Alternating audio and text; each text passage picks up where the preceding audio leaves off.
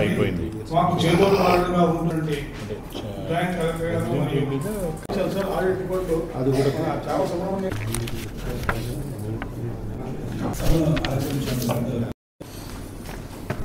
ఈ వార్షిక సమావేశాలు బడ్జెట్ అప్రూవ్స్ అందులో భాగంగా కలెక్టర్ గారి ఆధ్వర్యంలో ఈ ఎవరు బాగా అయితే వర్క్ చేశారు వాళ్ళందరికీ అవార్డులు అనుకోకుండా నేను పాల్గొంచుకున్నాను.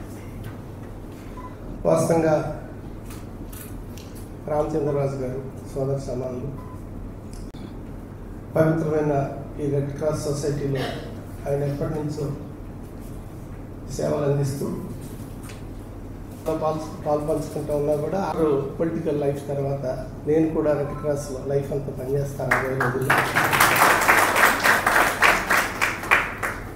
ఎన్నో సేవా కార్యక్రమాలు, ఎన్నో అడ్వెంచర్ కార్యక్రమాలు, అలాగే అన్ని కలెక్టర్స్ దీని ప్రెసిడెంట్గా సేవాభావం ఉన్నవి ఎంతోమంది వ్యక్తులు, ఉద్యోగస్తులు, సర్వీస్లో ఉన్నాడు ఎంతోమంది ఇందులో పనిచేయటం ప్రపంచంలోనే రెడ్ క్రాస్కి చాలా ప్రత్యేకమైన స్థానం, చాలా పవిత్రమైన స్థానం ఉంది.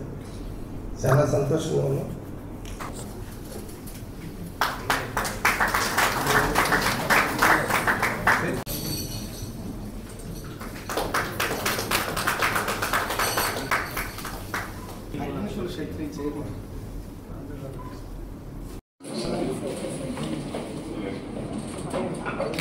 పి నాగేశ్వరరావు గారు హిందూ అసోసియేషన్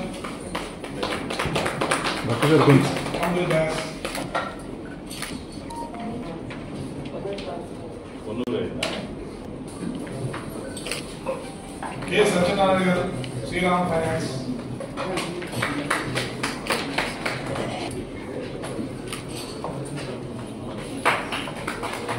శైలజ్ గారు యోగా రెడ్ క్రాస్ వెన్నుదన్నుగా ఉన్నటువంటి సంస్థ బ్లడ్ బ్యాంక్ రెండింటికి కూడా సపోర్ట్ చేశారు సార్.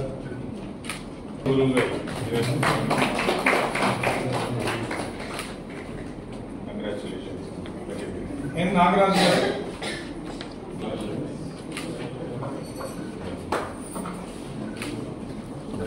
ఎండి Sadiq service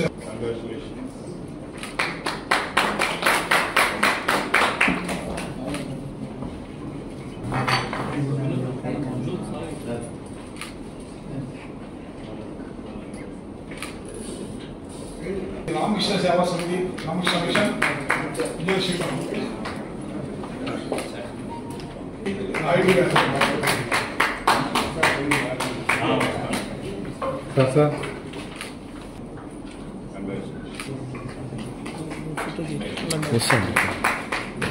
sir sir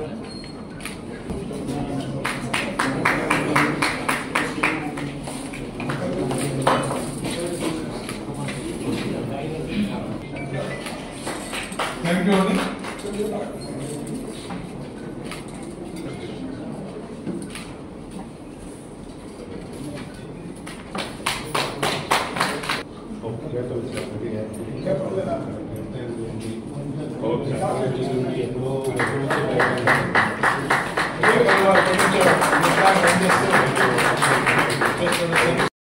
Narayana Bhatt గారు ఎంతోమంది రెడ్ క్రాస్ వాలంటీర్స్ అధికారులు అందరికీ కూడా మీ అందరికీ కూడా శుభాభివందనాలు. నేను 1990లో సైక్లోన్ వచ్చినప్పుడు అక్కడ గుంటూరులో సైక్లోన్ వచ్చాక ఆ సైక్లోన్ రెడ్ క్రాస్ ఆఫీస్లో ప్యాకింగ్ చేయడానికి కానీ సరదాగా వెళ్ళాం. మేము అంతా రోటరీలో ఉన్నాము. మాకు అప్పటి నుంచి తెలిసిన వ్యక్తి ఎవరైనా అంటే భట్ గారు. అప్పటికే ఆయన ఈ డిజాస్టర్ మేనేజ్మెంట్లో అంటే 90 అంటే 34 సంవత్సరాల కిందట విషయం చేస్తున్నారు. వీళ్ళకి ఇంపార్టెన్స్ ఇచ్చి మనం చేయాలని చెప్పి ఇవాళ ఈ జిల్లా ఫైనాన్షియల్గా స్ట్రాంగ్గా మీరు చూసిన బ్యాలెన్స్ షీట్లో చూసిన ప్రతి రూపాయి కలెక్టర్ గారి కృషి. అటువంటి మంచి జిల్లా అధికారులు కనుక ఉంటే ఆ జిల్లాలో పనిచేసే వాళ్ళకి హుషారుగా ఉంటుంది. చాలా పనులు అనుకోని పనులన్నీ అవుతాయి. మనం ఉండొచ్చు.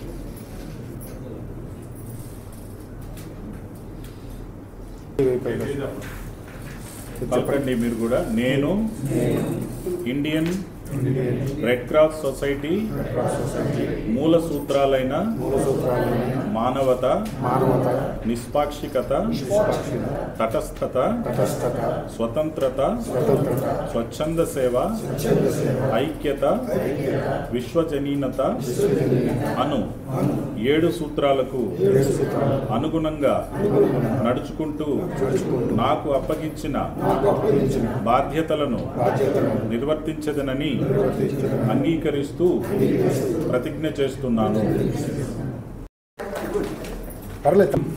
అందరికీ నమస్సుమాంజలి తెలియజేస్తా ఉన్నాను. మరి మనము రెడ్ క్రాస్ సొసైటీ యొక్క చరిత్ర చూసుకున్నప్పుడు అనేక అంశాలు మనకు తెలుస్తూ ఉంటాయి. అసలు ఈ ఆర్గనైజేషన్ ఏంటి, ఎవరెవరు ఉంటారు, ఎలా చేస్తారు.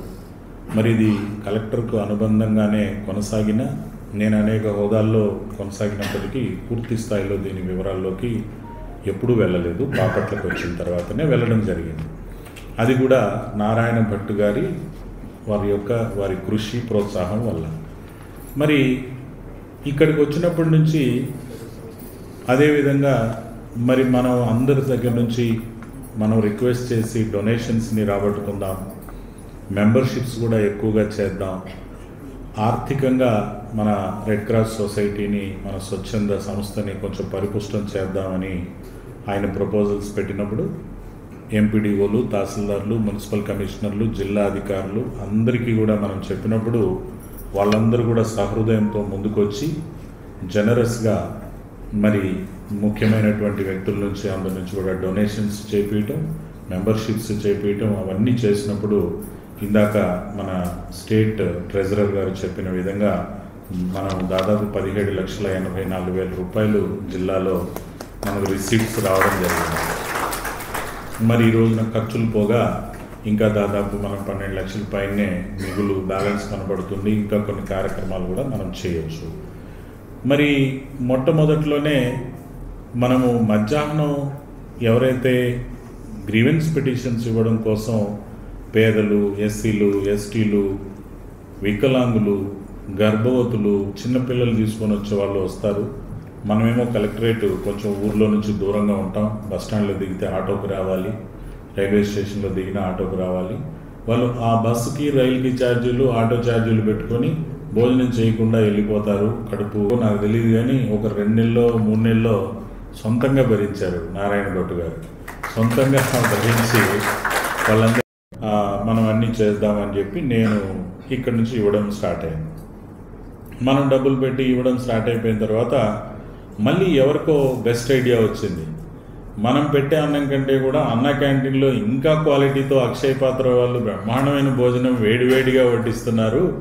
మనం ఆ 5 రూపాయలు లేదా మనమే వాళ్ళకి పేమెంట్ చేసేసి పెడితే మంచి అన్నం పెట్టచ్చు అని మరి బహుశా భట్ గారు మీరు చూస్తుంటారు. ఇప్పుడు మన పక్కన ప్రకాశంలో స్టార్ట్ అయిపోయింది, గుంటూరులో స్టార్ట్ అయిపోయింది, ఆల్మోస్ట్ ఆల్ ఎంటైర్ స్టేట్లో స్టార్ట్ అయిపోయింది. ఉచితంగా కడుపు నిండా గ్రీవెన్స్కి వచ్చిన వాళ్ళకి భోజనం పెట్టి పలకరించి ఆప్యాయంగా నవ్వుతూ కూర్చోబెట్టి పిటిషన్స్ తీసుకొని వాళ్ళ సమస్యల్ని పరిష్కరించడం అనేది. ఇంకా పోతే మరి ఫ్లడ్స్ విషయంలో కూడా చూసుకున్నప్పుడు మరి మనం చాలా పెద్ద ఎత్తున అసలు మనకి కరకట్టలు డిజైన్ చేసిందే 11,000 క్యూసెక్స్ వాటర్స్ కోసం డిజైన్ చేసింది కృష్ణా కరకట్టల్ని. దాదాపు 11 లక్షల క్యూసెక్స్, దాదాపు 12 లక్షల క్యూసెక్స్కి దరిదాపుగా వరద వచ్చింది. అంటే అర్థం చేసుకోండి, ఎప్పుడూ లేనటువంటిది అంత పెద్ద వరద. ఏమైనా చిన్న పొరపాట్లుగానే జరిగితే ఎంత ప్రమాదం, ఎంత ఇబ్బంది వచ్చేది. ఎన్నో చోట్ల కరకట్ట పైన పొర్లుతూ ఉంది, ఎన్నో చోట్ల తెగడానికి సిద్ధంగా ఉంది, ఎన్నో చోట్ల ఎన్నో ఇబ్బందుల్లో ఉన్నాం. కరెంటు పోల్స్, ఇటుకల బట్టీలు అన్నీ నీళ్ళల్లో ఉన్నాయి. పైన బోట్లలో మనము సర్వీస్ ఇస్తున్నాం ప్రజలకి. లోపల 30,000 మంది ఉన్నారు కరకట్టల మధ్యలో. నిరంతరంగా భోజనాలు వెళ్ళాలి, నిరంతరంగా మందులు వెళ్ళాలి. అందులో నుంచి మళ్ళీ హార్ట్ ప్రాబ్లం అయిన అతన్ని బయటికి తేవాలి, రకరకాల సమస్యలని. మరి వీటన్నింటితో జిల్లా యంత్రాంగం పోరాడుతున్నప్పుడు మేమున్నామని చెప్పి తక్కువ సంఖ్యలో ఉన్న, తక్కువ రిసోర్సెస్ ఉన్న రెడ్ క్రాస్ ఒకవైపు నుంచి పనిచేసుకుంటూ బ్రహ్మాండంగా ఫ్లడ్స్లో పనిచేశారు, మంచి గుర్తింపు కూడా తీసుకొని వచ్చారు. మరి అదేవిధంగా కలెక్టర్గా నన్ను కూడా గవర్నర్ గారి దగ్గరికి వెళ్ళి అవార్డు తీసుకునేటువంటి విధంగా రెడ్ క్రాస్ సొసైటీ ఒక అవకాశం కల్పించారు. మనం ఆ ఫ్యూ కలెక్టర్స్లో మేమందరం కూడా వెళ్ళాం. ఆ రోజు రాజుగారు మాకందరికీ బ్రహ్మాండంగా ఆతిథ్యం ఇచ్చి గవర్నర్ గారి దగ్గర అవార్డు కూడా మనం తీసుకొని జిల్లాకి ఒక మంచి గుర్తింపుని మనం తెచ్చుకోవడం అనేది జరిగింది. మరి మనం వచ్చిన ఈ 1 year కాలంలోనే భట్ గారు ఆయన ప్రోత్సాహంతో, మీ అందరి ప్రోత్సాహంతో 3-4 సార్లు, ఇంకా అంతకన్నా ఎక్కువ సార్లు మనం శ్రీమంతాలు చేస్తుంటాం. గర్భిణీ స్త్రీలని కలెక్టరేట్కి పిలిపించి వీసీ హాల్లో కూర్చోబెట్టి, పీజీఆర్ఎస్ హాల్లో కూర్చోబెట్టి పూలు, పళ్ళు, చీరలు వాళ్ళు కప్పుకోవడానికి, మంచి వాళ్ళకి కావాల్సిన కిట్లు అన్నీ కూడా మనం చేసాం. అట్లనే కొంతమంది ఉమెన్కు చాలామందికి కూడా మనం హెల్ప్ చేసాం. ఇంకా బ్లడ్ డొనేషన్ అనే దాంట్లో రెడ్ క్రాస్ అనేది పెట్టింది పేరు. రిక్వెస్ట్ ఏంటి అంటే, మనము యానాదులు అనేవాళ్ళు చాలా వెనకబడి ఉన్నారు, అత్యంత వెనకబడి ఉన్నారు. వాళ్ళు ముఖ్యంగా మన చేపల చెరువుల దగ్గర కాపలాలుగా ఉంటున్నారు. లేదంటే ఈ పీతల్ని పట్టుకోవడం కోసం ఎక్కడైతే సముద్రం వాటర్ బ్యాక్ క్రీక్లలోకి వస్తుందో అలాంటి చోట్లలో ఉన్నారు. దుర్భరమైనప్పుడు రేషన్ కార్డు లేదు, జాబ్ కార్డు లేదు, ఆరోగ్యశ్రీ లేదు, మరే స్కీమ్ లేదు, ఇతర స్కీమ్ లేదు, పెన్షన్ లేదు, అసలు ఆధారే లేదు, ఇది ఏం లేదు. మరి ఆధార్ ప్రవేశపెట్టి 2011వ సంవత్సరంలో ఇప్పటికీ 15 సంవత్సరాలు అవుతుంది. మరి ఇప్పటిదాకా కూడా ఆధారే లేకుండా ఉంటే ఎంత వెనకబడి ఉన్నారో మీరు అర్థం చేసుకోండి. మరి వాళ్ళందరికీ మనం ఒక స్పెషల్ డ్రైవ్ పెట్టి ఆర్డీఓల్ని, తహసీల్దార్ని ఇన్వాల్వ్ చేసి నేను దరిదాపుగా 3000 కుటుంబాలకి ఆధార్ చేయించగలిగాను ఈ జిల్లాలో. మరి ఇంకా చేయడానికి స్కోప్ ఉంది. అందుకు మిమ్మల్ని అందరినీ ఈరోజు రిక్వెస్ట్ చేస్తున్నా, మీరు వీలైతే లేదా తప్పనిసరిగానైనా తీసుకొని, ఇంకా మిగిలి ఉన్నాయి కుటుంబాలు ఇక్కడే టౌన్లో కూడా మనకు మిగిలి ఉండొచ్చు. బహుశా మన వెన్నెలకంటి నగర్, సంథింగ్ శారదా నగర్, ఇవన్నీ ఉంటాయి. సో మీరు ఒక్కొక్కరు ఒక 10 కుటుంబాలకి నేను ఆధార్ చేయించాలి అని కానీ ఒక టార్గెట్ లాగా పెట్టుకొని మనము రాబోయే నెల రోజుల్లో వాళ్ళందరికీ ఆధార్ చేయించేటువంటి కార్యక్రమం చేస్తే చాలా బాగుంటుంది. అట్లనే మనకి స్వర్ణాంధ్ర, స్వచ్ఛాంధ్ర అనే కార్యక్రమంలో భాగంగా జిల్లాలో డిపార్ట్మెంట్లకి అవార్డ్స్ పెట్టారు, అట్లనే అధికారులకి అవార్డులు పెట్టారు, అట్లనే స్వచ్ఛంద సంస్థకి కూడా అవార్డ్స్ పెట్టారు.